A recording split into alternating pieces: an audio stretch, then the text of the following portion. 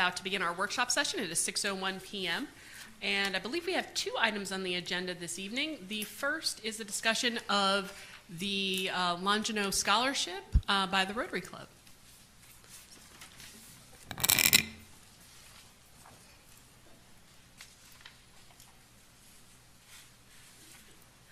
Make it up here. To the Honorable Mayor and to members of the College Park City Council, thank you very much for letting us come and take your time this evening, but we think it's really very important. You know, the Atlanta Airport Rotary has foundation funds that we administer. So we're very fond, and we were very fond of Mayor Longino, and he was well aware of what we did in providing educational support for students. So the Rotarians consider it a real privilege to honor his request to provide scholarships through our Rotary Foundation to College Park students. And the money comes from the funds that he received for his outstanding leadership from the citizens over the years. So we're just really proud to be a part of this and to be able to do this for him. And Rotarians Michael Hicks and Rotarian Michael Gibbs will discuss the process that we want to continue.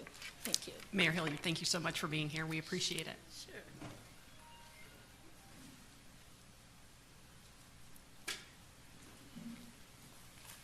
Good evening, Mayor and Council. Wanted to see if you all had any questions about the information I submitted. To my left here, we have Mr. Michael Gibbs. He's also part of the Rotary Foundation, and they are charged with dispersing the funds, not the Rotary Club, but the Rotary Foundation. We want to make that distinction. I had one question. Yes, sir. So is it traditional that we, I understand we give the scholarships to the same kids every year? Is that? No, we decided to reward the same students this year because we changed leadership. So we're going to actually start this process over in January. We're going to get new students to apply in January, going to put it on the website in January. But this the school started in August. We want to reward the same students. So this award session here is this money goes to the kids before the end of the year. Is that? Yes, well, what we do is, this is just an FYI to you all, and what we're going to do is get the money to the Rotary Foundation. They've already got the schools, the kids' name, and they send the money to the schools, not the kids themselves. It goes to the school. Right. Well, that's usually how it's supposed to work. Right. Most of them I've seen. So they get this money, what, November, December? Well, we're hoping to get it to the schools quicker than that because they've already started. And then next year, We're going to have a whole new crop of students apply in January. And then they get it after August of next year? No, they'll get it after the semester starts in January. Oh, okay, well, that's good news. All right. Mm-hmm. Okay. Councilman Clay? I'm glad to see it happening, and I guess my only question would be, we don't know, how large are the scholarship amounts typically? $2,000 each. 2,000 each? Yes. Councilman, could you pull your microphone down? It's up. Oh, I'm sorry. That's all right. Yeah. So just to repeat my question, how much are we giving the students? And you said 2,000 each? 2,000 each, yes. Okay. That's all I had. Councilman Allen? No, I don't have any questions. I just want to thank former Mayor Patsy Jo Hilliard for gracing us with her presence here tonight. So thank you very much. Councilman Gay? I don't have anything. Mr. Hicks, have we confirmed that all the students, I mean, while some of them might be living on campus, are still technically residents of College Park? Yes, ma'am, we have. As a matter of fact, we made another call today to all 10 of the students, and we're only going to reward 6 of them because the other 3 are not in school. Okay. All right. And that was my next question, making sure that they were still in Right. school. All right. Any other questions, gentlemen? Yeah, one other. So we're putting in $20,000 of the funds? Is that? No, it's only going to be $12,000 for 6 students. Okay. So the cost to the city is $12,000, not $20,000. It's not going to be 20, it's $2,000 per student. But the money's already with the Rotary. It's already with the Rotary. It's not, there's Okay. no cost to the city. It's already been transferred. Okay. And I just want to say, Miss Hilliard, Mayor Hilliard. I just, it's great to see you. I see you all the time out and about. But, you know, when I was a young guy, I grew up in East Point. And, you know, I didn't grow up, I didn't see like the Shirley Chisholms, and I kind of missed that. I was living, but I just want to say you were the first black woman in leadership that I had ever seen. And my mother and my grandmother, you know, we lived in East Point off of Forest Trail. They could not believe that a black woman had become mayor of this city. And I grew up with a house full of women, my mom, my grandmother, and my two sisters. And I just want to say, you know, you are definitely a treasure in this community. And I'm just glad to see you out and about and still going. And I know you got plenty of gas in the tank. So we want to keep on seeing you, and it's just good to see you here. But you were really an inspiration to a lot of us that had never seen that before. So just I wanted to say that for the record. I need to say something. Thank you very much for those comments, but you know, look who you have now. Right. And look who you have now. Yeah, I know. So we're coming along, but I appreciate that. See, everybody's gonna know that I was 85 last week. Happy Amen. belated birthday. Man, happy birthday. And we stand on your shoulders, Mayor Hilliard. We are so grateful for you. Thank you. All right, thank you, Mr. Hicks. All right. Appreciate it. Thank you. Item number 2 is a discussion of the millage rate. I believe Mr. Wall and Ms. Philord Bradley are here to discuss that.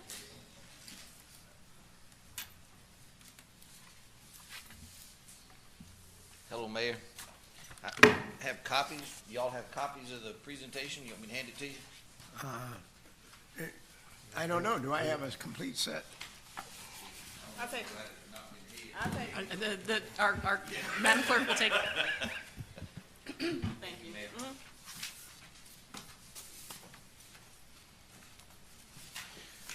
While she's handing that out, I'd like to tell you all a story. When I was younger, I'm 58 now, when I was younger, I had to decide whether I was going to join the Rotary or some other place. And I went to this bar, and the guy sitting up at the bar said to me, he said, Ed, did you know elk takes a drink 5 times a day? So I didn't join the Rotary. That's a good one, man. Y'all ready? Yeah. So I'd like to start off, and I'm going to hit the high points about this. Councilman Clay sent Ms. Philord Bradley an email asking pertinent questions about this. I thought it was really, really good. And our answers, and when I say our, it's Jackson Myers, Ms. Philord Bradley, Mercedes Miller, and me, and Whit Maloney, who works with me. We all collaborated on this presentation. And so Councilman Clay asked, he says, talk to me about the extra cost of inflation and internal wage inflation. So I'm highlighted in red. The Consumer Price Index, as y'all know, has gone up 9.1% annually. The most recent month was 8.5 annually, and that was because you had a slight decrease in fuel costs. Wage inflation in the metropolitan Atlanta area is even higher, some places as much as 15 or 20% in public safety. So you all know that, but that's what we're here about tonight, is inflation and wage inflation. Second question was, are there any additional positions in capital expenditures to service new housing projects and 6 West? We answered, capital expenditures are listed on a separate page. As it relates to additional positions, we have department head positions to fill. New positions necessary to serve 6 West are anticipated to be funded from the new revenues received at 6 West. Salaries for department heads may need to be adjusted higher to attract suitable candidates. Councilman Clay asked more questions about 6 West and the capital improvements. I'd like to take you to the bottom of that first page. You all know that you all have used cash money to fund those 3 improvements at the bottom: Road Street, $14 million, pedestrian bridge, $15 million, and the master plan and engineering cost, $750,000. I go to the top of the page. What other capital costs would we need as the city of College Park to do? You all know a lot of people are interested in land at 6 West.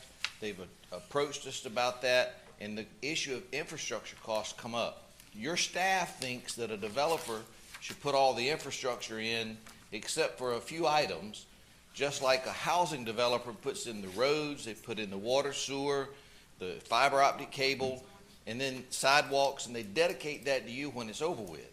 We want to take that same approach at 6 West. A lot of the infrastructure, whoever buys it, in parts or in whole, has to do the infrastructure. But we, College Park, have done those 3 things at the bottom, and here's the few things that we think we may ought to do. Columbia, which would connect 6 West to Main Street, $14.55 million is the number that BDR, Jesse Frazier, gave me. I have Yale in here because Jesse put it in there, but Jackson's not sure that you ought to be responsible for Yale. The stormwater landing park, you know, that's stormwater for the entire project, and the walking trails. And so those might be items that we would need to fund. How would we fund those going forward, Councilman Clay asked. So in blue, I say funding for the above projects are to come from land sales in 6 West after $13 million is repaid from BIDA to the other funds. Most of it will go into the general fund, and any TAD or tax abatement transactions that we would do on new development in 6 West. So the plan that we as staff are giving you is to help fund inflation and wage inflation, help fund hiring new department heads, but it is not going to fund capital projects in 6 West, and we don't think it has to, because 6 West is supposed to pay for itself, and you've already got cash money, mainly from T-Splosh, for those projects at the bottom. Next page. One final question Councilman Clay asked about interest rate increases. The Federal Reserve, as you all know, started this year raising interest rates to try to tame inflation. And they've raised it a quarter, a half, and 3/4 so far. The Fed funds rate currently is 2.25%. To give you some statistics, to give you some relevancy about our current inflation. You know, our current inflation is 9%. We all look back at the 1980, 81, last of the Carter years, when inflation was just raging. In November of 1980, inflation hit the high point of 14.8%. So we're at 9. The highest it hit was November of 80 at 14.8%. Paul Volcker started raising rates to tame it. By June of 1981, the Fed funds discount rate was 19.1%. And today we're at 2.25. So the Fed has a long way to go to tame inflation, if that statistic means anything. The Federal Reserve Chairman at their annual conference in Jackson Hole, Wyoming, 2 weeks ago, came out and says, you know, there's a lot of pain to come from us raising rates, and I want everybody to know. And of course, the stock market sold off nearly 1,000 points right after that. So he's speaking, I believe, from that historical background, that at 2.25, he has a lot of room to go in order to get inflation tamed. Milton Friedman was a famous economist. It's Milton Friedman and John Maynard Keynes. Friedman was sort of the supply side guy. He says that in order to tame inflation, the Fed funds rate has to be higher than inflation. And historically, I think it's 8 out of the last 9 times the Fed has tried soft landings or hard landings with inflation. 8 out of 9 times they couldn't tame it until the Fed funds rate got higher than the inflation rate. So if it's 2.25 now and they got to go higher than 9, you can see how much more they got to go. Next page. Well, wait a minute. The reason I asked that question was because if we buy a fire truck, and lately we've been buying things on time, right? Yes. We spread it over 5 years. Yes. That interest rate will make that fire truck more expensive. Yes, sir. And I know we put a capital budget together, but I don't believe in the out years, looking at the capital budget that I saw. And that was at my request because I thought the one we had several months ago had left some things out. And we got a lot of good input on vehicles, but there are other things potentially that could go wrong that we would need to maybe buy on time. And so I'm concerned that somehow we account for anything that's going to be a loan, for example, or a time payment, and that's going to raise that cost as well. So if you would, look at the capital page, just the next page over, Okay. and this came from department heads, your department heads, all submitting to Ms. Flord Bradley what their capital would be, and this is for the general fund only. So it doesn't include lift pump station that you mentioned to me, that's water and sewer. It wouldn't include fire trucks, wouldn't include sanitation trucks, because that's sanitation. It wouldn't include any capital costs at the GICC or the arena. What this is general fund, police, fire, code enforcement, general fund kind of stuff. You can see the 2,000,004, the 2,000,000, the million, 826 and 878. We don't currently have plans as staff to issue debt to accommodate these capital plans.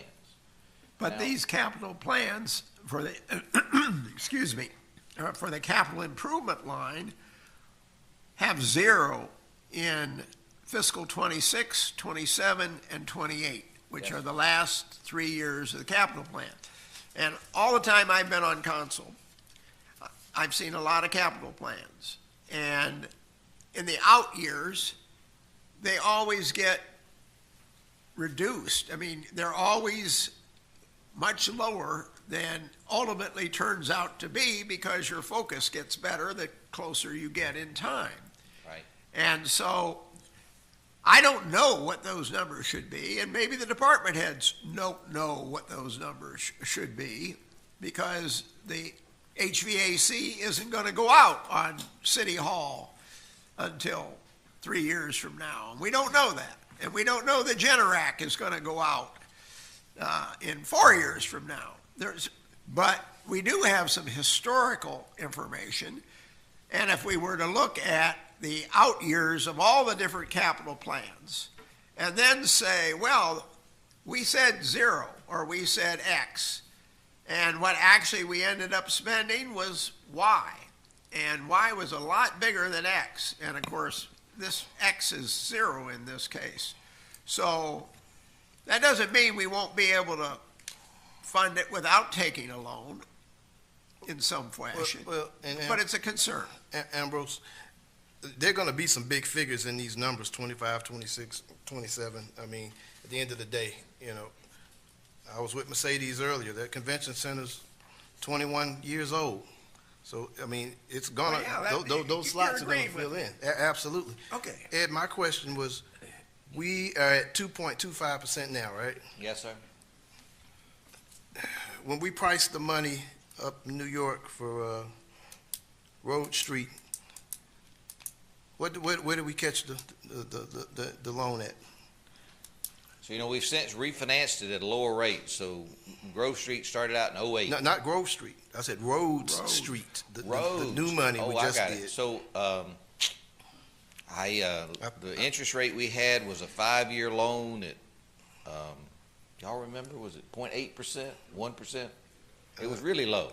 It was a 5-year tax exempt loan. I thought it was low too. It was 0.8%. So that 2.25 is a taxable interest rate between banks. You get to borrow money at a tax exempt rate, which is generally lower than that. Okay, so we were at 1% or less Right. with the ability to pay it off without the penalty. To give you an example, though, we did a 20-year loan last year when we refinanced, we did that restructuring of various loans so that we could get a reduction of debt service for 4 or 5 years. You remember that? Rates are 1.5% higher than you did that last year. So I think that's what you're looking for.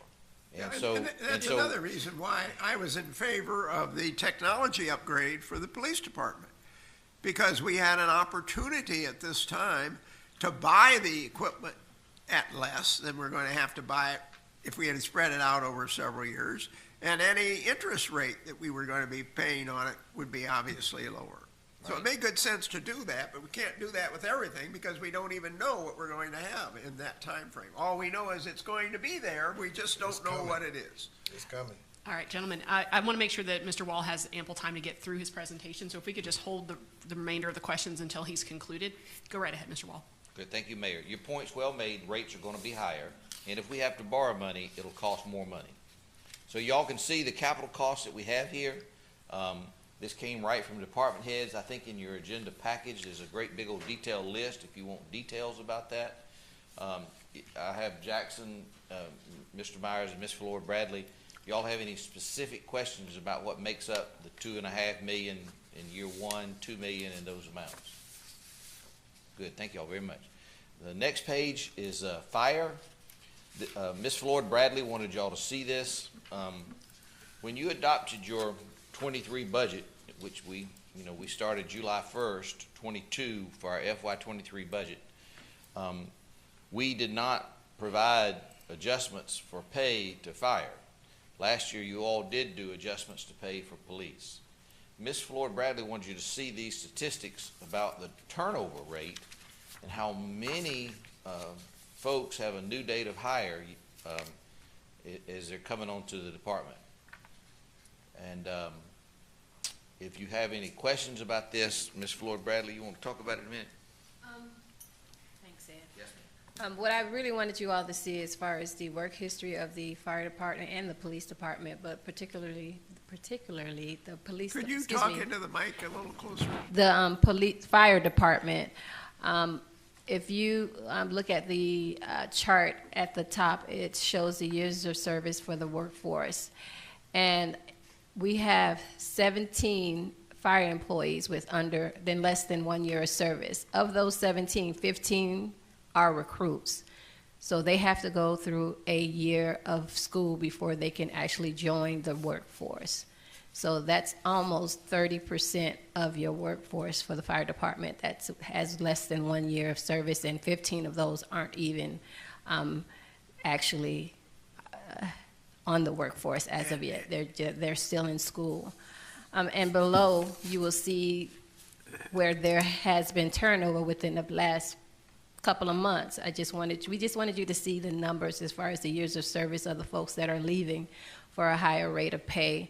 Like Mr. Wald noted, that there was a increase given to the police department, but not the fire department. And the starting salary for the fire department is $44,000 versus the police department at, I believe, is $50,000 to $52,000.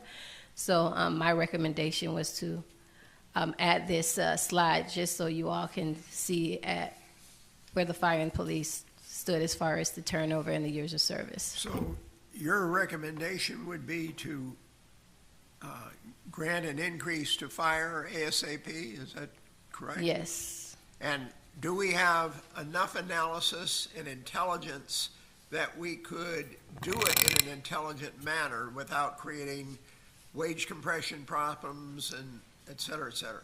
Dr. Baker will be addressing the compression issue with a salary study in the future, in the near future, to bring back before the council. But as of right now, because of the difference in the starting rate of pay and at the rate we're losing fire employees, it is my recommendation that their salaries are adjusted. So are we ought to do something quickly. Correct. Because we need people to know that we value them. The other thing that goes through my mind is that I believe all our fire people, all our, I won't say sworn, but our fire department frontline people and their management have paramedic training or had paramedic training. Now you said, I think 15 or 17 people? 15 are recruits, 2 of those. 15 recruits. Yes. And when those people are done with the recruit phase and training, will they have paramedic training at that point?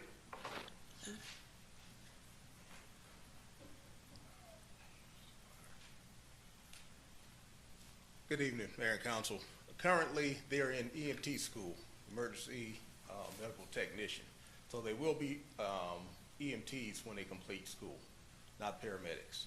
Okay, but in the past, everybody has been paramedic, have they not? No, not everyone. All right, No. so do we have a feeling percentage-wise? I mean, Right now, well, when they're done with training, will we have the same number and percent of frontline fire people that are paramedically trained? Currently, our paramedics are down. Right now, we have approximately 16 paramedics, whereas before we had about 22, 23 paramedics. Okay, so we're down a quarter, 6 or 20, 7. 25% of the training, somewhere in that ballpark. Chief, isn't there a bump with EMT training that comes after you EMT certified? I'm sorry, no. Is there a bump in, there's no bump in pay for that? Not for EMT, for paramedics. Paramedics, there's a bump. Paramedics, because that is, we provide advanced medical care. I think it's $3,000. I remember it used to be $3,000. And So is the recommendation then to do a short-term increase ASAP, maybe even approve it tonight, and then do a study, and then make an adjustment based on the study? Because if we want to act quickly, we won't have the benefit of a study. Studies typically take, I don't know, historically, a month or two to get done. Do we really want to wait that long?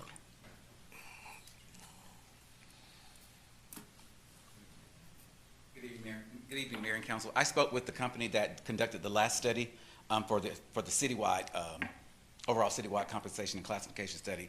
The gentleman I spoke with said that they can complete the fire department salary study within the next 30 days with the approval of Mayor and Council.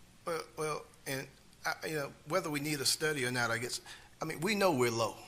Chief, you know the rates opening up for all the surrounding areas generally. I mean, we know we're low. The question is how low.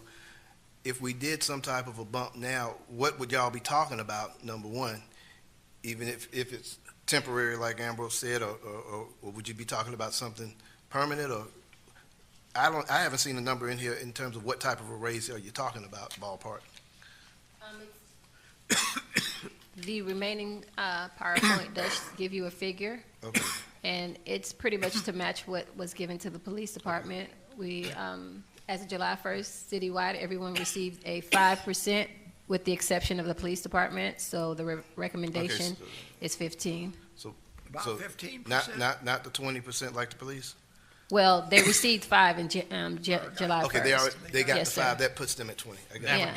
would give them 20, right? Yes, and that would be short-term until the salary Study. study's complete. And it's compounded. I mean, if you give 20% at one time, or give 5% and then It is give another compounded. 15% It on it. is. Yes, it is. And Chief, one last thing. With a fire department, that big of a percentage being new folks,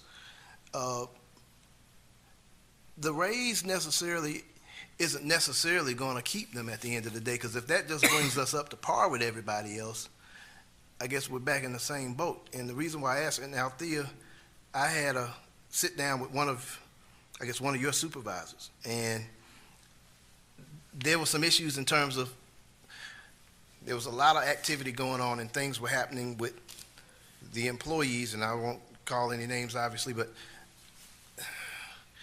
there was a lot of chronic lateness going on, and you're probably familiar with what I'm talking about. And I said, wow, man, that's not good, obviously. But the job market, it's a employees market in a sense right now. And I said to myself, I asked the person, I said, well, listen, hypothetically speaking, okay, with this kind of lateness and this, that, and the other, if we were to give them a few more dollars an hour raise, I said, would that fix it? Is it a money problem? And he said, no, it is not. He said, you could raise that group $3 an hour. And he said, it wouldn't make any difference. And it speaks to, obviously, it's a work ethic thing, it's a mindset thing. You go into a whole lot of things that have nothing to do with government. I'm asking you the same question, though. We give them this raise, we're semi-competitive, but these greenhorns, they're going to be greener pastures out there regardless with the raise. So how do you keep a third of our force if we do what you're asking us to do? How do we keep them? And I guess, Dwight, that's a question for you. How do we keep them? Well, Dr. Baker, I'm sorry, Doctor. The good part about that is also that you keep you keep the people that have been here longer. You keep the ones that are longevity with that raise. You're going to lose some of the ones. You're going to lose some longevity too. But with that, that'll make they'll stay around a little bit longer. Chief, you had a question agree. posed to you. Go right ahead and answer it. Sorry. Well, I do know many of our firefighters, they want to be here. They talk about it daily. Now, some of the young ones that have left, they left for greener pastures, more money. Currently, our starting salary, I think it was 37. It's 40. Was 44 once you get certified, but being hired on, you're hired on at 37. 40. Or 40. You hired on at 40,000, whereas you go right down the road to East Point, you go to Hapeville, they're starting at 52,000. And that's coming on. All right, so once we're up, if we're up, if we give the raise, again, are we just throwing our money away because they're going to get out of here anyway? And like you said, the older ones will stay. I get that, but I mean, come on, Chief. You know, Well, fire. It's a young man's. It's a young person's game. The reason they started leaving was for higher pay. That's bottom line, and benefits and retirement. And but I think if we increase the pay, I think that's going to help us a great deal. I don't mind increasing it. My worry is with how do you keep them? That's the trick. That's what I worry about. Honestly, I think we would need to probably look at making some changes to our retirement plan specifically for public safety. That includes fire and police. I think some changes perhaps need to be made to the retirement plan. I remember we talked over the years about public safety, and we talked around and almost got to a consensus on an potentially early retirement for police fire because of the nature of the job, obviously.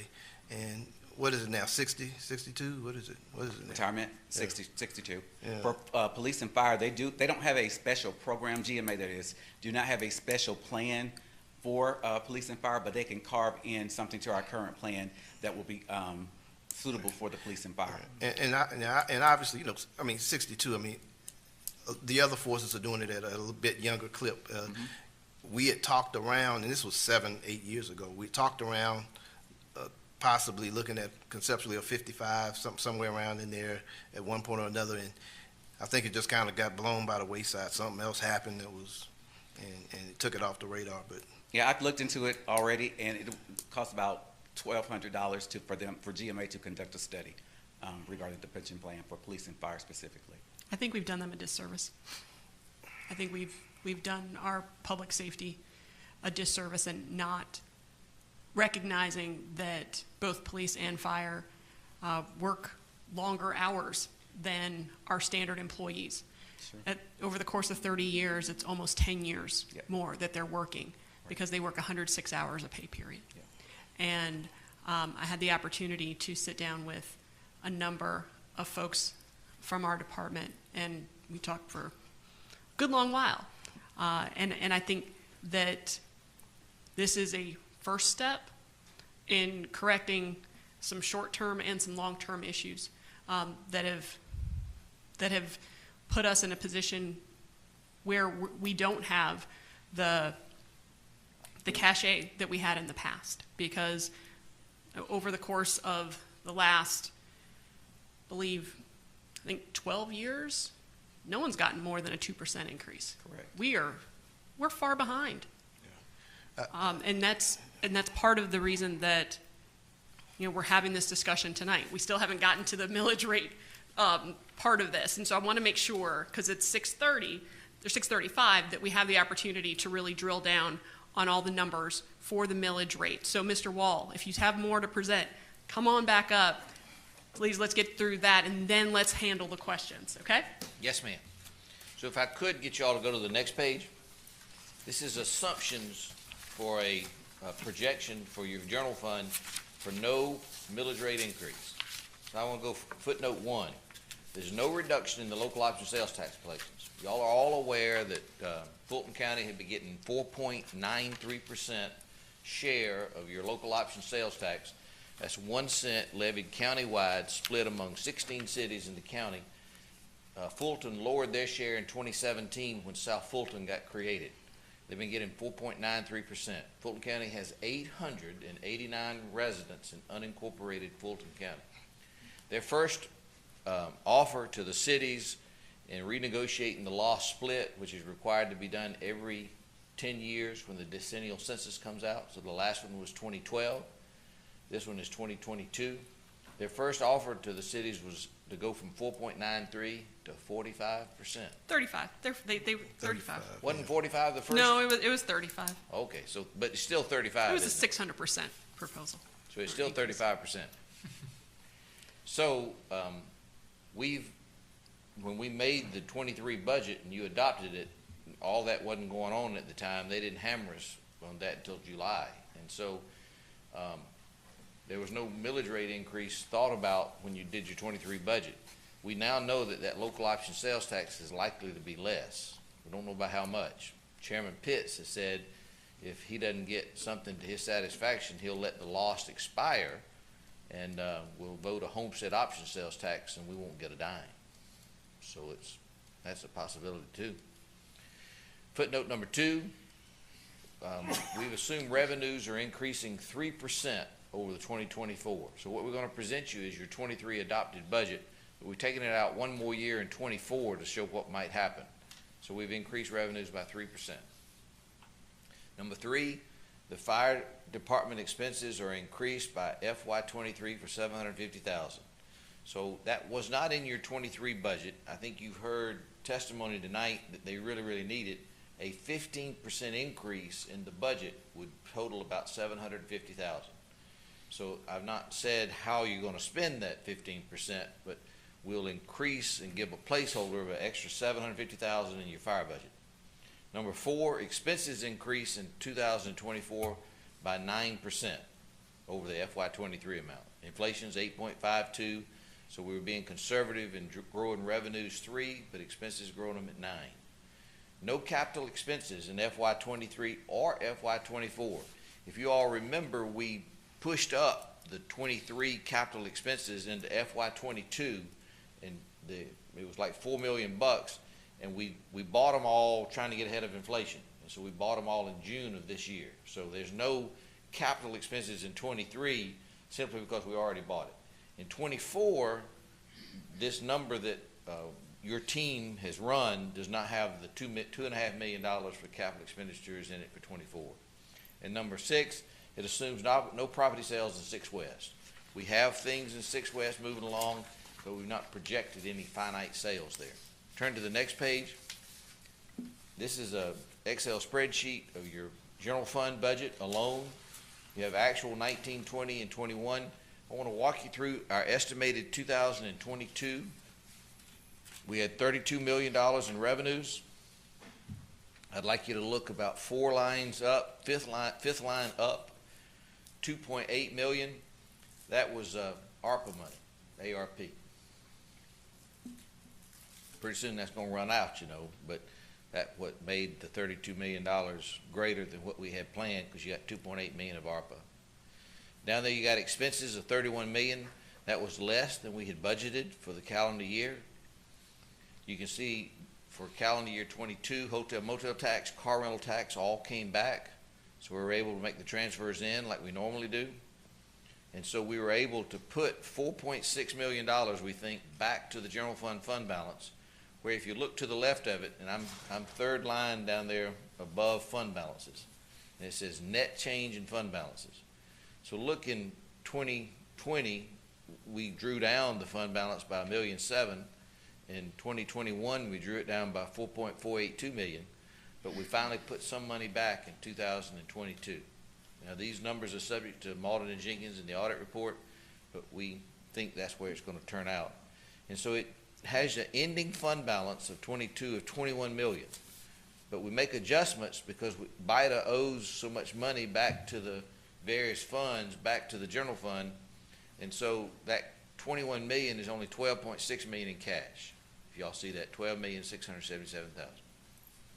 So let's go to the 23 budget. What are the changes here? Notice the third line from the top in 23, the local option sales tax.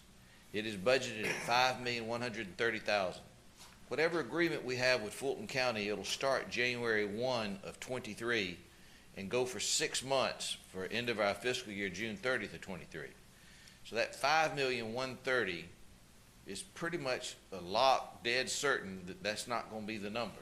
If Fulton County goes anywhere above 4.93%, that number is going to be less. Don't know how much less. We're going down another, I've highlighted a red section, the fire department budget under expenditures. You can see we've taken it to $8,573,000.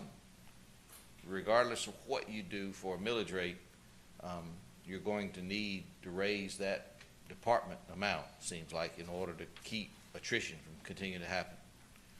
And so go down to the bottom, the third line in net change in fund balance. For no millage rate increase, you know you're going to have a $750,000 deficit by the amount that you increase the fire department. But we've not taken into account reduction in local option sales tax, and this '23 budget hasn't taken into account any increases that you might need in order to hire the department head positions that have yet to be filled. And so you all have worked so hard on your fund balance, building it up, cutting the expenses in 2020 and 21 when COVID hit, and so that it seems that to me that you don't want to draw that fund balance down any more than you can help it. And so in my job as your financial advisor, when you all ask me to look at your budget, there's three places for you to do something. Cut expenses, raise revenues, or spend your savings. Cut expenses, raise revenues, or spend your savings. I don't see that you can cut your expenses. Y'all have cut it to the bone during COVID. You've come out of COVID. You've got inflation just barreling down at you. I don't think in all my 38 years in the business that College Park has an expense problem. So then we go to revenues or fund balance. You all have a fund balance policy of 30 to 60%.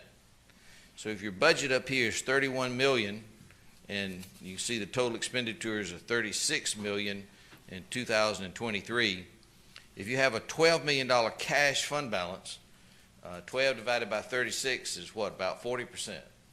And so you're on the lower end of your 30 to 60% number. If you hadn't had a fund balance that high, you wouldn't have got through COVID, because look how much money you spent in the 2 previous fiscal years. So it is because of all these things that I and your staff would like to recommend to you that you have a millage rate increase. So if I could take you to the next page. And then I don't have much longer and I can hush. Let's look at the assumptions for a millage rate increase. Number one, the local option sales tax is reduced by 25% in 2023 and 50% in 2024.